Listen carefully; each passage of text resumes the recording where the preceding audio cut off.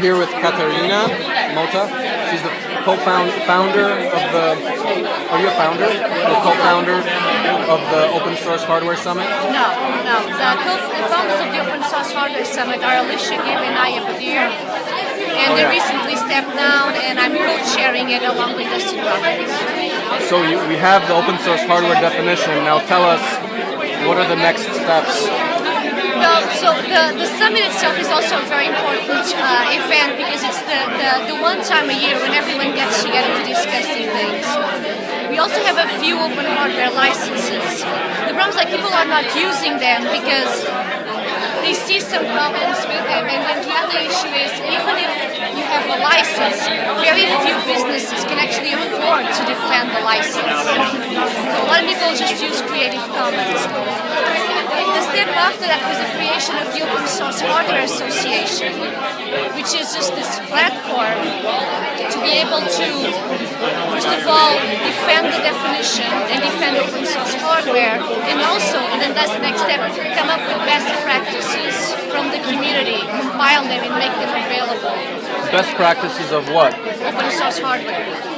Because there's one thing that is hardware or licenses? Best practices in general, for example. Mutual documentation, I love it. After about a week, you'll get used to it. It's actually a convention of Asperger's syndrome. That's terrible. A leading journalist in this world. All right. Okay. So the next steps are coming up with having the community come up and compile best practices. And after that, basically there's a lot of information about what is open source hardware, how it works, and what are the licenses available, what are the pitfalls, what are, the advantages.